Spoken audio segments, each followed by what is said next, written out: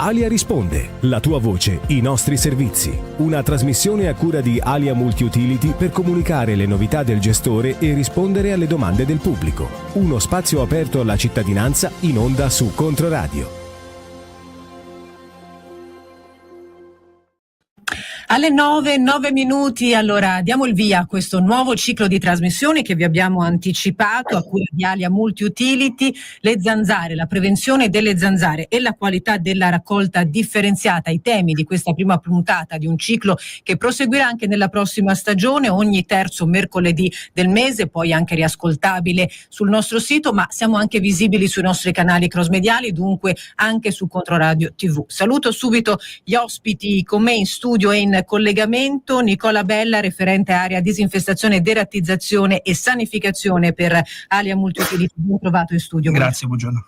E Antonio Oliveri, responsabile dell'unità valorizzazione flussi, raccolta differenziata, qualità e consorzi di filiera. Oliveri, buongiorno. Buongiorno a tutti.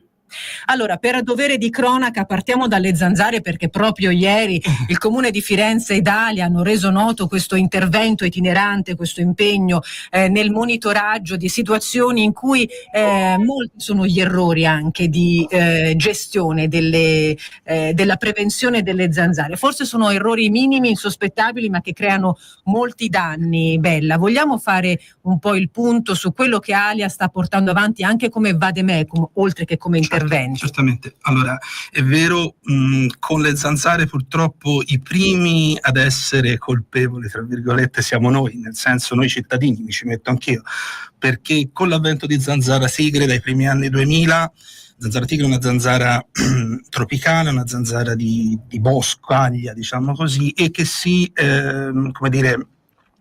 avvale di piccoli contenitori per potersi riprodurre. Questi contenitori possono avere pochissima acqua, le piogge l'aiutano moltissimo a alzarne il livello e quindi a sommergere le uova per potersi riprodurre. Questi piccoli contenitori noi li abbiamo nelle nostre case. Noi siamo abituati alla zanzara comune, zanzara di fossi, di canali, e quindi magari lì andiamo a cercare la problematica, ma l'avvento di zanzara tigre ha spostato, diciamo, il mirino su altre cose, e quindi il cittadino diventa una parte fondamentale che non è più un aiutateci come erano le vecchie rassegne stampa, aiutateci con la prevenzione, è fate prevenzione, perché questa è diventata fondamentale. Quindi si può agire autonomamente, essendo appunto soggetti capaci nella quotidianità, certo, di inserire piccole modifiche fondamentali. Fortunatamente la prevenzione per la zanzara tigre è abbastanza semplice, è abbastanza facile da fare anche per personale non formato. Abbastanza semplice, tanto però da dire, insomma, certo che io so come fare, evito i ristagni, ma certo. E poi magari c'è un sottovaso che presenta un ristagno perché annaffio troppo la pianta, quindi una consapevolezza anche da attivare. Da attivare, perché chiaramente dovete tenere conto che la zanzara, come tutti gli animali presenti in area urbana, limitandoci all'area urbana ovviamente, hanno necessità di alcune situazioni ambientali per potersi riprodurre. Se noi lasciamo piccole raccolte d'acqua all'interno dei nostri giardini, non trattiamo con prodotti antilarvali quelli che vengono chiamati focolai inamovibili, cioè le caditoie per esempio, quindi non facciamo un'attenta ricerca all'interno della nostra area, questi possono diventare punti di sviluppo importanti. E una delle cose che bisogna tenere conto è che basta pochissima acqua. All'interno degli orti sociali abbiamo fatto alcuni incontri grazie al Comune di Firenze per, sensibilizzare le persone degli orti sociali, e abbiamo trovato l'arbre, abbiamo fatto vedere ai signori degli orti, anche secchi, quasi vuoti fondamentalmente, e c'era la presenza di l'arbre, quindi non c'è bisogno di grossissime masse d'acqua. Queste devono essere gestite, controllate, ricercate, e non dare mai niente per scontato. Sì, no, ma quella è troppo piccola, oppure lì non c'è niente. No, uno fa un attento giro della propria area privata e se la gestisce levando l'acqua. Ovviamente anche per esempio la gestione della vegetazione è molto importante, perché è chiaro, se noi lasciamo una vegetazione incolta o comunque ambienti ombrosi dove gli adulti si possono riposare, li favoriamo. Allora, noi vi ricordiamo il nostro numero WhatsApp 342 81 04 111, vi invitiamo invitiamo a mandare messaggi scritti evitando sonori, perché adesso insomma con la cross medialità abbiamo difficoltà a gestire tutte le componenti tecniche. Segnalazioni brevi, concise, circostanziate, così da poter rispondere anche in diretta. Dicevamo di questo ciclo, anche di questo tour in presenza che voi fate. Ricordiamo l'appuntamento a Barberino Tavernelle in calendario per il 19 giugno. C'è poi naturalmente la campagna, la campagna di distribuzione gratuita di kit antilarvali. Come avviene? Allora, diciamo che lo scopo primario dei nostri banchi informativi, o comunque delle informazioni che facciamo con i numerosi comuni che aderiscono a questa iniziativa, faccio un esempio: oltre Firenze, per quanto riguarda orti sociali e altre attività, siamo all'interno dei mercati rionali, sono il comune di Bagnarripoli, Barberino Tavernelle, a breve saremo su Greve, Montespertolo, insomma in vari comuni serviti da Alia. Lo scopo di questa attività è informare i cittadini, andare dove i cittadini sono, quindi i mercati per esempio, e informarli su quelle che sono le migliori attività di prevenzione. Poi alcuni comuni hanno deciso, per incentivare questa attività, di anche offrire a titolo di prova dei prodotti per gestire i focolai inamovibili, quindi le caditoie per esempio, e poter così fare prevenzione e far conoscere il trattamento antilarvale, che è fondamentale. Anche la letteratura ormai ci sta dicendo che il trattamento antilarvale è fondamentale e spesso subisce il fascino ormai antico dei trattamenti adulticidi che lo mettono un po' in secondo piano. Allora, mentre a favore di telecamera per i nostri canali cross mediali faccio vedere questa cartolina Zanzara Tigre, cosa posso fare, i 10 consigli utili promossi da Alia, ci arrivano dei messaggi, cerco di sintetizzarli così rispondiamo un po' a tutti. Allora, ho fatto presente all'amministrazione del comune di Vada dell'acquitrino prospiciente alla pineta e dell'invasione delle zanzare ormai tutto l'anno. La risposta è stata: operiamo sulle larve con disinfestazioni a fine inverno e basta. Cosa suggerite? Oppure, per chi ha dei gatti o animali in giardino, le ciotole con acqua sono inevitabili, come poter affrontare questo aspetto? E un'ultima domanda, cosa si può usare nel sottovaso visto che un po' d'acqua rimane sempre? Allora, io parto dal comune di Vada. Sì. Allora, diciamo che le attività di antilarvale sono legate per le zanzare a una partenza dai mesi aprile-maggio fino a almeno settembre-ottobre. Quindi se si vuole operare con l'antilarvale, con trattamenti antilarvali, occorre partire nel periodo primaverile per arrivare ad oggi all'autunno, all'inizio dell'autunno indicativamente. Diciamo che quando si opera poi in area urbana, di solito settembre, almeno per la nostra esperienza su Firenze, è un po' una deadline, però siamo arrivati anche fino a ottobre. Sottovasi, allora, io indicativamente, ma questo è un mio consiglio, non tenerli proprio i sottovasi. Un sottovaso può essere bucato, fatto un piccolo foro perché l'acqua vada via, oppure possono essere messi all'interno dei prodotti se l'acqua rimane più di 7-10 giorni. Prodotti a base di Bacillus thuringiensis, è un prodotto biologico che ha una copertura di circa 7-10 giorni e quindi permette lo sviluppo delle larve, però diciamo che il sottovaso, volendo, può essere tranquillamente evitato. Le ciotole d'acqua per gli animali in realtà debbono essere, l'acqua deve essere cambiata abbastanza. Sì, ma guardate che le raccolte d'acqua devono avere una persistenza, come vi dicevo, di almeno una settimana, 7-10 giorni, per poter cominciare a diventare problematiche. È ovvio che se io metto l'acqua, per esempio io ho un cane o un bassotto, gliela cambio tutti i giorni, soprattutto d'estate, a volte anche 2 volte al giorno. Auspicabile a prescindere dalle zanzare, diciamo. Sì, no. Allora, siamo con Nicola Bella, referente area disinfestazione, deratizzazione e sanificazione. Prossimamente parleremo anche di blatte, perché questo è un tema e un impegno che Alia porta avanti, molto sentito anche come problematica. I primi 10 minuti di Alia Risponde l'abbiamo dedicati a questo tema. Naturalmente, anche se arrivano altre domande al nostro numero WhatsApp, siamo disponibili a rispondere, però vogliamo occuparci anche, dicevamo, della qualità della raccolta differenziata con Antonino Oliveri, responsabile dell'unità valorizzazione flussi, raccolta differenziata, qualità e consorzi di filiera. Cosa vuol dire qualità della differenziata, Oliveri? Quali sono i luoghi, le zone d'ombra, le impurità che compromettono una corretta differenziazione e che spesso come utenti non conosciamo? Allora, buongiorno a tutti intanto e grazie di averci invitato. Parlo a titolo aziendale, a titolo di Alia. E la qualità è un parametro fondamentale nella raccolta dei rifiuti, nella gestione dei rifiuti, anche se si parla letteralmente appunto di rifiuti, in quanto maggiore è la qualità della raccolta differenziata, quindi della gestione della frazione che stiamo gestendo, maggiore sarà quello che è il tasso e l'indice di riciclo. Minore sarà questo parametro, minore sarà appunto il tasso e l'indice di riciclo. È un parametro fondamentale. E le zone d'ombra in genere che riscontriamo e che riscontro io da responsabile dell'ufficio della qualità di queste frazioni sono quelli che noi consideriamo e definiamo sempre come falsi amici. Diciamo che ce ne sono tanti e sono tanti anche per frazioni merceologiche.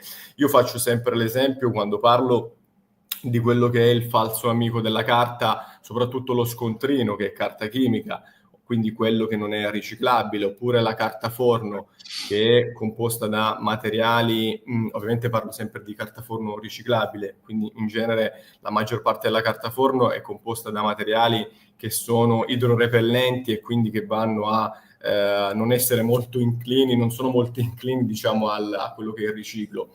Tanti falsi amici li riscontriamo anche nel vetro, quindi il cristallo, la ceramica, le pirofile che utilizziamo appunto in cucina.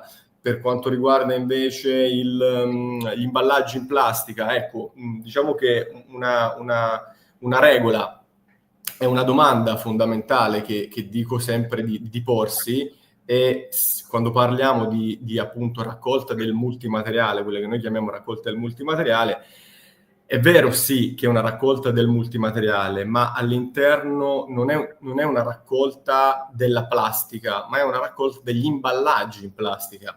Per cui, e qua di falsi amici, di errori ce ne sono tanti, perché ci andiamo a conferire tutto quello che è appunto plastica, quindi ci conferiamo la bacinella, ci conferiamo il tappetino della doccia, conferiamo lo spazzolino, la lametta. Ecco, questi sono tutti falsi amici che sono di plastica, ma non sono imballaggi in plastica. Quindi la regola, ripeto, soprattutto per la raccolta del multimateriale, è quello che sto per conferire in quella frazione ha contenuto qualcosa, ha protetto qualcosa. Ecco Oliveri, se per errore, mancanza di conoscenza, confusione, appunto si inserisce un falso amico, come lo definisce in maniera anche abbastanza azzeccata, no? Comprensibile, questo compromette tutta la gestione di quel sacchetto di rifiuti?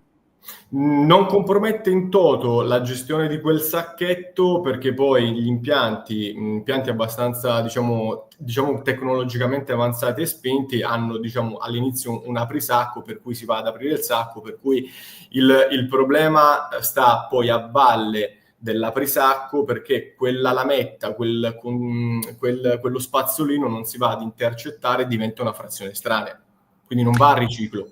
Ecco, grazie anche per questo chiarimento. Ci arriva un messaggio: ho subito il furto del raccoglitore per l'indifferenziata.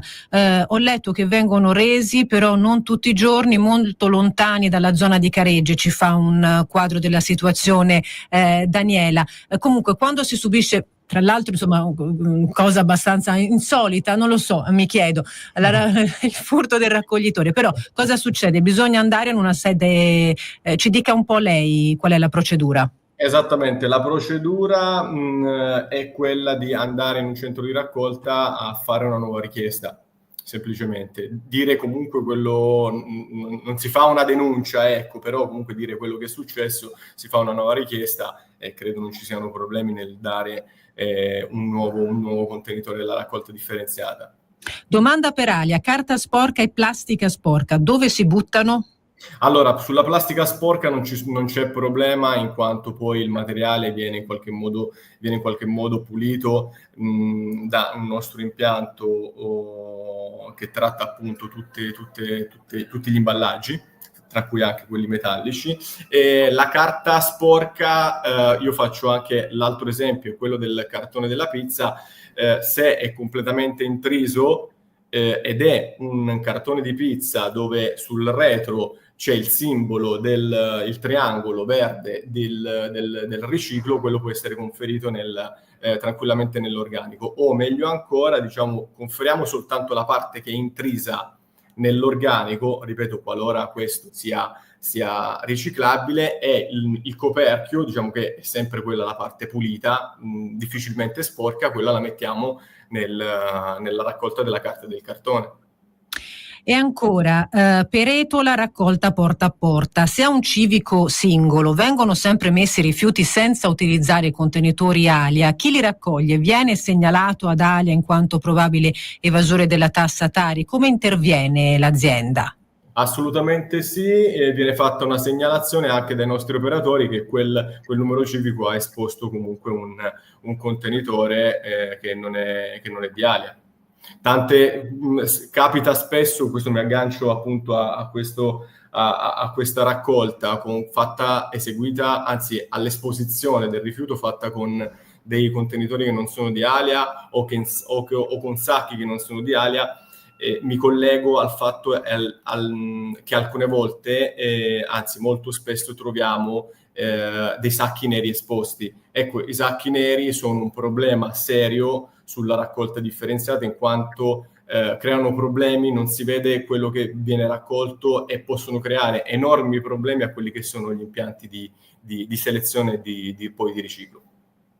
Ecco, questa questione dei sacchi neri è poco conosciuta forse, però è tra le principali criticità individuate che, appunto, come diceva lei, impedisce proprio la verifica del contenuto, rallenta il processo di selezione, insomma innesca tutta una serie di problematiche. Esattamente. Sì, il sacco nero è un problema. È un problema perché appunto, non essendo trasparente, non si vede quello che si raccoglie. Ovviamente con i nostri operatori cerchiamo sempre di aprire il sacco e di vedere cosa c'è dentro, però giustamente tutti siamo in grado di capire appunto che l'operatore può vedere soltanto quello che c'è al di sopra del sacco, nel senso il primo strato di materiale, quello che c'è sotto difficilmente è visibile. Il problema è quando poi magari c'è qualcosa di non conforme all'interno di questo sacco e che arriva a un impianto. Può arrivare qualcosa di molto solido e serio che crea dei problemi, magari ci potrebbe essere una batteria di scooter che comunque l'operatore nel prendere il sacchetto, nella foga di comunque finire e completare il lavoro, non se ne accorge perché è in fondo la batteria del motorino, diciamo così, dello scooter non è enorme, non pesa tanto, per cui lo butta e poi però è un problema dopo. Certo, è chiarissimo. Oliveri, siamo in conclusione, prendo un ultimo messaggio, un po' articolato, ma è un tema interessante. A proposito di differenziata, porta a porta all'Impruneta, nelle frazioni, in campagna, ci sono dei problemi con i bidoncini dell'organico, soprattutto col caldo, perché rimangono fuori molte ore. Si chiede la possibilità di ampliare la capacità tipo 80 litri per raggruppamento di unità. È un problema che avete riscontrato più volte come richiesta, come esigenza? No, che io sappia no, faccio un passaggio indietro perché comunque io faccio parte della direzione impianti, per cui della direzione servizi ci sono altri colleghi, però diciamo posso rispondere dalle informazioni o dalle segnalazioni che mi arrivano, non ho riscontrato questo tipo di problematica, ecco. Però ecco, ALIA Risponde è uno strumento anche per intercettare quelle che sono delle segnalazioni non diciamo tematizzate per l'appuntamento, l'approfondimento del giorno, ma che possiamo poi prendere in carico con ALIA Multiutility e occuparcene poi nell'arco del ciclo delle trasmissioni. Nel frattempo ci scrivono Bella, fili di rame nei sottovasi. No, è un falso... Che cos'è? Una leggenda metropolitana? No, non è che è una leggenda metropolitana, ma diciamo che non è un sistema che io adopererei per fare prevenzione. Secondo me i sistemi migliori per fare prevenzione sono svuotare i contenitori che possiamo svuotare, rigirarli in vacanza per li potrebbe riempire quando noi non ci siamo e favorire lo sviluppo soprattutto di zanzara tigre, e trattare con prodotti antilarvali, e ce ne sono adesso in commercio, le caditoie che abbiamo all'interno delle nostre aree, soprattutto per esempio se si parla di piazzali di aziende piuttosto che condomini, in modo tale da garantirci per il periodo primaverile estivo e ora anche autunnale, diciamo, la mancanza di questi adulti tanto fastidiosi che ci creano non pochi problemi, soprattutto zanzara tigri, perché è una zanzara che ci va a colpire proprio nei nostri momenti di relax, quando siamo nel giardino alle 6 del pomeriggio, alle 6-7 del pomeriggio, quindi lo sentiamo molto questo problema. Sono zanzare anche abbastanza aggressive, per cui insomma ci danno molta noia. Anche negli studi qui di Controradio sono presenti le zanzare, mi viene il dubbio che ci sia qualche ristagno che noi non abbiamo calcolato a dovere. Ora grazie a Bella e ad Alia faremo una verifica. 9:29. Alia risponde, prima puntata di questo ciclo ogni terzo mercoledì del mese. Termina qui, io ringrazio Nicola Bella e Antonino Oliveri per la disponibilità. E vi segnalo anche che le domande che magari riguardano altre tematiche potranno essere oggetto delle prossime trasmissioni. Ci avete fatto qualche segnalazione sui rifiuti abbandonati illegalmente, ne parleremo di rifiuti ingombranti, insomma. Posso lasciare l'ultimo messaggio? È quello: qualora qualsiasi utente, qualsiasi cittadino dovesse avere un dubbio su dove buttare che cosa, il rifiuto che si sta producendo, si può tranquillamente utilizzare Alia App, inquadrando il barcode ci toglie il dubbio. Ecco, c'era chi ci segnalava per condividere, insomma, Junker come app da utilizzare, ma per il codice a barre, ma Alia App già permette questa possibilità di capire all'origine cosa fare rispetto alla differenziazione. Grazie mille ai nostri ospiti, ci risentiamo con Alia Risponde il terzo mercoledì di luglio. Rimanete sulle nostre frequenze, tra qualche istante il GR di Popolare Network. Alia Risponde, la tua voce, i nostri servizi. Una trasmissione a cura di Alia Multiutility per comunicare le novità del gestore e rispondere alle domande del pubblico. Uno spazio aperto alla cittadinanza in onda su Controradio.